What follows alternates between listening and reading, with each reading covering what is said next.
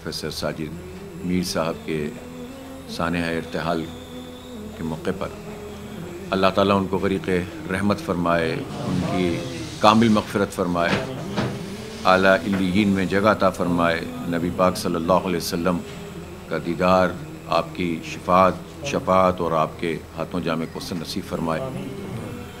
और एक मुसलमान की सबसे बड़ी ख्वाहिश ये होती है कि वो दुनिया में भी उसको राहतें मिलें और आखिरत में भी उसको जन्नत भी नसीब हो और जन्नत में अच्छे लोगों का साथ भी नसीब हो। तो अल्लाह ताला हम सबको वहाँ पर इकट्ठा फरमा दे। प्रोफेसर साहब की खिदमत दीन के हवाले से सबके सामने हैं।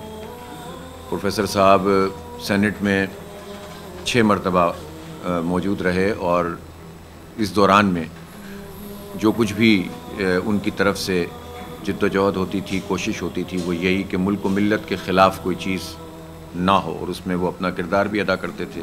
दीन के तमाम मामलात पर नज़र भी रखते थे, उसके ख़िलाफ़ होने वाली साजिशों पर अपनी राय भी रखते थे और अपना मौसर किरदार भी अदा करते थे।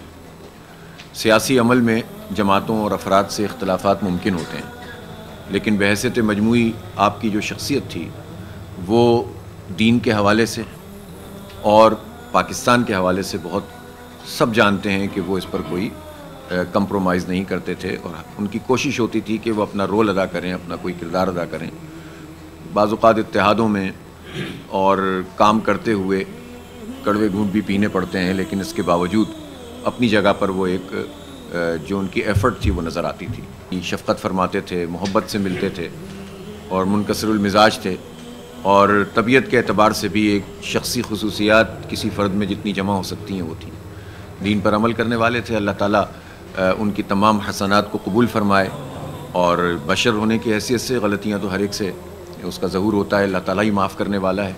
किसी की पूरी शख्सियत पर अगर दीन गालिब होता है तो फिर अल्लाह ताला भी अपनी रहमत नाजिल फ़रमाता है और उसकी ख़ताओं को दरगुज़र करता है। और हमें अल्लाह की ज़ात से यही तवक्को है, उम्मीद है, बल्कि यकीन है कि इंशाअल्लाह आपकी मग़फ़िरत भी होगी और जन्नत में भी आला मुक़ाम अल्लाह ताला देगा।